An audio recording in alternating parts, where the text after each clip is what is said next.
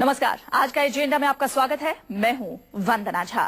दिल्ली की जंग अब अपने आखिरी दौर में पहुंच गई है। जीत के लिए सभी पार्टियां कुछ भी करने को तैयार है, लेकिन सवाल अब भी बरकरार है, दिल्ली किसकी होगी?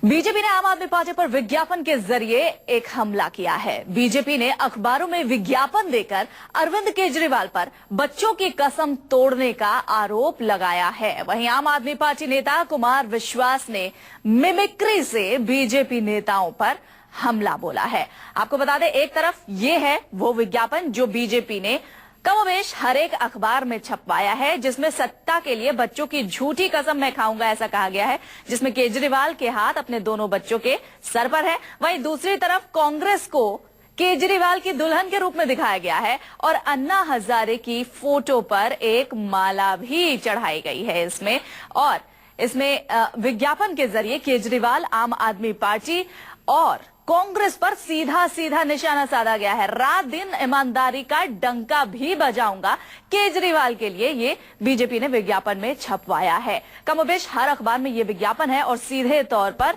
इस विज्ञापन के जरिए आम आदमी पार्टी पर निशाना साधा गया है। वोट के लिए हर एक पार्टी कुछ भी करने को तैयार है। बीजेपी का आप पर विज्ञापन के जरिए यह हमले की तस्वीर हम आपको दिखा रहे हैं। वहीं दूसरी तरफ मिमिक्री के जरिए आम आदमी पार्टी भी हर एक पार्टी कुछ भी करने को तैयार है। बीजेपी का आप पर विज्ञापन के जरिए यह हमले की तस्वीर हम आपको दिखा रहे हैं। वहीं दूसरी तरफ मिमिक्री के जरिए आम आदमी पार्टी भी बीजेपी पर हमला करने में कोई कोर कसर नहीं छोड़ रही। जहां पर कुमार विश्वास रैली के दौरान अलग अलग नेताओं की, बीजेपी के अलग अलग नेताओं की मिमिक्री करते हैं, जिसमें वो कभी नरेंद्र मोदी की मिमिक्री करते हैं, कभी वो किरण बेदी की मिमिक्री करते हैं और दोनों पर निशाना साधते हैं। साथ ही साथ कुमार विश्वास बाबा रामदेव की भी मिमिक्री करते हैं, वो भी आगे हम आपको दिखाएंगे। लेकिन किस तरीके से सत्ता की लड़ाई अपने चरम पर है, ये हम आपको बता रहे हैं। हर एक पार्टी कुछ भी करने को तैयार है, क्योंकि उन्हें वोट चाहिए, क्योंकि उन्हें दिल्ली में सत्ता चाहिए। और इसके लिए जहां एक तरफ बीजेपी ने कमोबेश हर एक अखबार में विज्ञापन के जरिए आम आदमी पार्टी और कांग्रेस पर हमला किया है, वहीं दूसरी तरफ आम आदमी पार्टी भी इसमें पीछे नहीं है। ये जो तस्वीरें हम आपको दिखा रहे हैं, ये उसी विज्ञापन की तस्वीरें दिखा रहे हैं जो कि अखबारों में आज छपी हैं। ये बीजेपी की तरफ से विज्ञापन छपवाया गया है। इसको थोड़ा तफसील से हम आपको बताएं तो देखिए, ये यहाँ टोपी पहने केजरीवाल आपको नजर आ रहे हैं। उनके साथ उनके दोनों बच्चे हैं जिनके सर पर केजरीवाल का हाथ है और वहां लिखा है, सत्ता के लिए बच्चों की झूठी कसम तक मैं खाऊंगा। और दूसरी तरफ कांग्रेस को केजरीवाल की दुल्हन के रूप में भी दिखाया गया है।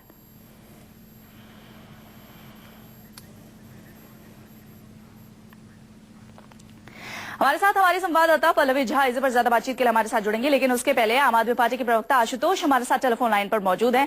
आशुतोष, जिस तरीके से विज्ञापन के जरिए आम आदमी पार्टी पर निशाना साधा गया है, चाहे वो बच्चों की झूठी कसम हो, चाहे कांग्रेस के साथ मिलीभगत का आरोप हो, किस तरीके से ले रही है आम आदमी पार्टी से? नहीं, लोगों का तो साफ तौर पे कहना है कि भाई आप बीजेपी को ये बताना चाहिए कि दिल्ली को लेकर उनका विकास का मॉडल क्या है, दिल्ली को भ्रष्टाचार मुक्त कैसे बनाएंगे, दिल्ली को दुनिया में कैसे बेहतरीन शहर बनाएंगे, ये बताना चाहिए। उनको अपना मैनिफेस्टो रिलीज करना चाहिए। अब वो जो पुराने 1 साल पुराने घटनाक्रम में फंसे हुए, मुझे लगता है उनको इससे बाहर आना चाहिए। बीजेपी को ग्रो अप करना चाहिए, ये बताना चाहिए दिल्ली के अंदर वो बिजली कैसे सस्ती करेंगे, साफ पानी कैसे लोगों को अंदर देंगे, दिल्ली में सफाई कैसे बेहतर होगी, एमसीडी के अंदर जो भ्रष्टाचार है उसको कैसे ठीक करेंगे, इस बारे में उनको बातचीत करनी चाहिए। और साथ ही साथ ये भी बात करना चाहिए कि जो दिल्ली के अंदर जो युवा छात्र है उनके लिए नए एजुकेशनल इंस्टीट्यूशंस कैसे खोले जाएंगे। साथ ही साथ ये भी बताएं कि दिल्ली को भ्रष्टाचार मुक्त कैसे करेंगे, घुसखोरी रिश्वतखोरी से कैसे मुक्त करेंगे। विज्ञापनों से दुनिया नहीं चलती, ना ही विज्ञापनों से जो है वो इलेक्शन कैंपेन होते हैं जी। असली मुद्दे क्या हैं, उन मुद्दों से बीजेपी क्यों डिस्कशन नहीं करना चाहती, उस पर बात क्यों नहीं करना चाहती, ये ज्यादा महत्वपूर्ण बात है। हम तो साफ साफ कह रहे हैं, हमने किरण बेदी जी से कहा था कि भाई आप डिबेट में आइए, वो डिबेट में आना नहीं चाहती हैं। जब वो डिबेट से लोग भाग रहे हैं और वो कह रहे हैं आप 5 सवाल के जवाब दे दो, मैं कह रहा हूं कि आप डिबेट करिए, उस डिबेट पे आपके 5 नहीं 50 सवालों के जवाब दे दिए जाएंगे। आप डिबेट में तो आइए। आप ये जो विज्ञापन है, ये आपने देखा होगा, इस वक्त हम लोग दिखा भी रहे हैं टेलीविजन स्क्रीन पर, इसमें अन्ना हजारे की फोटो है, उस पर माला भी चढ़ाई गई है। इसको किस तरीके से देख रहे हैं आप? नहीं, मुझे लगता है ये बहुत दुखद है और बहुत ही दुखद के साथ साथ ये बड़ा हास्यास्पद भी है। इसलिए क्योंकि जो बीजेपी लगातार भारतीय परंपरा के बारे में बात करती रही है और उसको वो इस तरीके जताने की कोशिश करती है जैसे कि हिंदुस्तान के अंदर भारतीय परंपरा की जानकारी बीजेपी से ज्यादा किसी और को नहीं है। और अगर उनको भारतीय परंपरा की जानकारी है, भारतीय संस्कृति की जानकारी है, भारतीय मूल्यों की जानकारी है, तो उन्हें इस बात का एहसास होना चाहिए कि हमारे घरों में जब किसी व्यक्ति की मृत्यु हो जाती है तब उसकी तस्वीर पर हम माला चढ़ाते हैं, जीवित व्यक्ति की तस्वीर पर हम माला नहीं चढ़ाते हैं। अब ये पता नहीं बीजेपी को ये किसने ज्ञान दे दिया है। तो बीजेपी को मुझे लगता है कि थोड़ा सा अपने अंतर्मन में बैठ के सोचना भी चाहिए कि वाकई में उसको भारतीय संस्कृति, भारतीय परंपरा के बारे में ठीक से जानकारी है या नहीं है। ये बहुत दुखद है कि अन्ना की तस्वीर जिस तरीके से बीजेपी आप लोगों पर, आम आदमी पार्टी पर हमला बोल रही है, आम आदमी पार्टी भी इसमें कम नहीं है। कुमार विश्वास ने कल अपनी रैली में कई लोगों की मिमिक्री की, माफ कीजिए, प्रधानमंत्री नरेंद्र मोदी की मिमिक्री की, किरण बेदी की मिमिक्री की और साथ ही साथ बाबा रामदेव की मिमिक्री की। तो आम आदमी पार्टी भी कहीं से पलटवार करने में और मिमिक्री करके किस तरीके से वोट अपने पाले में की जाए, इसमें कम नहीं है। नहीं, हम बिल्कुल एक बात स्पष्ट कर दें कि हम किसी का मजाक उड़ाना नहीं चाहते, लेकिन इस देश के अंदर हास्य और व्यंग्य की एक बहुत गहरी, बहुत समृद्ध परंपरा। अगर मजाक उड़ाने में विश्वास नहीं रखते आशुतोष, तो फिर जिस तरीके से मिमिक्री करने का क्या मतलब है? हम एक बार वो पार्ट उनकी रैली से, कुमार विश्वास की रैली से काटकर दर्शकों को सुनवाते हैं और आपको भी सुनवाते हैं किस तरीके से उन्होंने लोगों की मिमिक्री की है। तो घर घर में विकास पैदा होगा और सरकार आ गई, साक्षी महाराज बोले 4 बच्चे पैदा करो। मैंने कहा विकास कहाँ है? बोले इन्हीं में से कोई सा पैदा हो जाए। तो मैंने कहा ये भी बताओ कि पहले नंबर पे विकास पैदा हो गया तो बच्चे में 3 करने की नहीं करने। फिर 5 दिन बाद बोले नहीं करने। मैंने कहा लेकिन 4 दिन लोगों ने प्रोजेक्ट हाथ में ले लिया, वो क्या करेगा? हम बच्चों को कहाँ छोड़ दिया? वो तो 9 महीने बाद आई जाएंगे, उसका क्या है? तो क्या विकास के पापा को लेके आए क्या? फिर वो साध्वी जी बोली 5 करने। मैंने कहा पहले कंफर्म करके बताओ दोनों के अलग अलग करने कि एक साथ करने हैं, तो निकालना है क्या करना है? भाइयों बहनों, भाजपा की सरकार आ जाएगी तो व्यवस्था परिवर्तन हो जाएगा। मैंने कहा कहाँ है व्यवस्था परिवर्तन? बोले पहले धर्म परिवर्तन करो फिर व्यवस्था परिवर्तन करो। जब मैं उनके पीछे खड़ा होता था वो आगे खड़ी होती थी। हमारी बड़ी बहन, हमने उनके जूते सीधे किए, हमने उनको गर्म पानी ला कर दिया जब उनका गला खराब हुआ। मुझे आश्चर्य होता है बदल कैसे गई। उन्होंने कहा था 8 महीने पहले कि जो सरकार सीबीआई को आजाद नहीं करती वो सरकार भ्रष्टाचार को बढ़ावा दे रही है। आपको याद है उनके भाषण अल्लाह वाले मूवमेंट के दौरान? याद है? मोदी भी बात करो, सीबीआई, इंडिपेंडेंट सीबीआई, हमको इंडिपेंडेंट सीबीआई लेनी है। अन्ना जी कहते हैं हमको इंडिपेंडेंट सीबीआई से नीचे कुछ नहीं लेना है। मिल गई इंडिपेंडेंट सीबीआई। क्या मिला? गुजरात वाले बाबा जी का ठुल्ली मिल गई इंडिपेंडेंट। जो सीबीआई कल तक अमित शाह और नरेंद्र मोदी जी आरोप लगाते थे कि हमारे पीछे छोड़ी गई है कांग्रेस द्वारा, वो आज अखिलेश यादव और ममता बनर्जी कहती हैं केंद्र सरकार ने हमारे पीछे छोड़ दी। ये मैं नहीं कह रहा, सुप्रीम कोर्ट कह रहा है कि सीबीआई तो पिंजड़े में बंद तोता है जो अपने मालिक के हिसाब से काम करता है। आपने खुद में कहा किरण जी के सीबीआई को जो आजाद न करता हो वो पार्टी गद्दारी कर रही है देश से, वो भ्रष्टाचार का समर्थन कर रही है। अब बताएं किरण बेदी जी, भारतीय जनता पार्टी की सरकार सीबीआई को अपने पैर के नीचे रखकर बैठी है। ऐसी सरकार के साथ खड़े होकर आप अपने साथ गद्दारी कर रही है कि नहीं कर रही है? आप अपने साथ।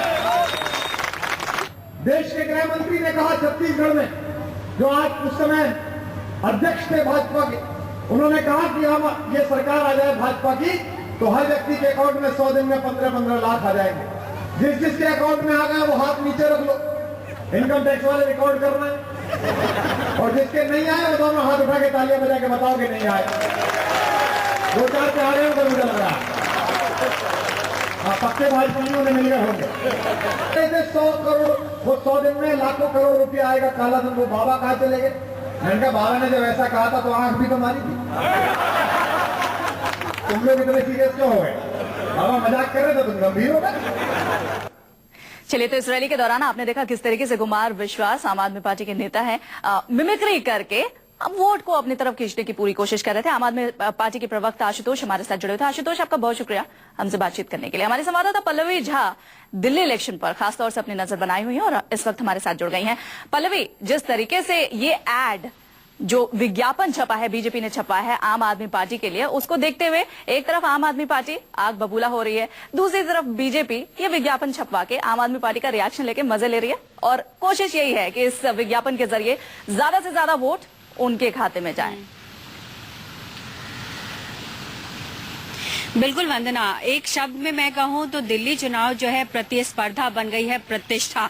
इसीलिए शाम दाम दंड भेद सभी पार्टियां अपना रही है और खासकर अगर हम बीजेपी और आप पार्टी की बात करें तो तस्वीर साफ दिखाई पड़ रही है, क्योंकि लड़ाई आप और बीजेपी के ही सामने है। और जिस तरीके से कल बीजेपी की बैठक हुई है, आला नेता बैठक कर रहे हैं, तमाम मंत्री से लेकर के सारे एमपीज मौजूद थे, क्योंकि कहीं ना कहीं बीजेपी के अंदर ये घबराहट जरूर दिखाई पड़ रही है। जिस तरीके से सर्वेज आ रहे हैं तो वो जो शाम दाम दंड भेद वो दिखना शुरू भी हो गए, चाहे वो एड के माध्यम से हो, चाहे बैनर्स के माध्यम से हो। और बीजेपी ने साफ भी कर दिया था कि आप पार्टी के खिलाफ में 1000 बैनर्स उतारे जाएंगे। और उससे पहले आज हम देख भी रहे हैं कि एड दिखाया है जिसमें अरविंद केजरीवाल को टारगेट करते हुए सीधे कहा है कि ये झूठे हैं, इन्होंने झूठे वादे किए। और 5 सवाल जो खड़े किए थे वो भी बताए हैं कि 5 सवाल जो है उनके वो जवाब दे। और हर रोज 5 सवालों की बात आपने की है पल्लवी, तो इन्हीं 5 सवालों की बात करते हैं। आपका बहुत शुक्रिया तमाम जानकारी हम तक पहुंचाने के लिए। बीजेपी ने आम आदमी पार्टी को घेरने के लिए पूरा प्लान तैयार कर रखा है।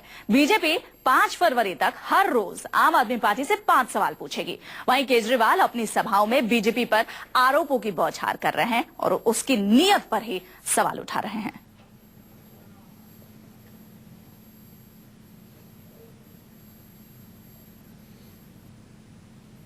गलती हमसे भी हुई भाई साहब।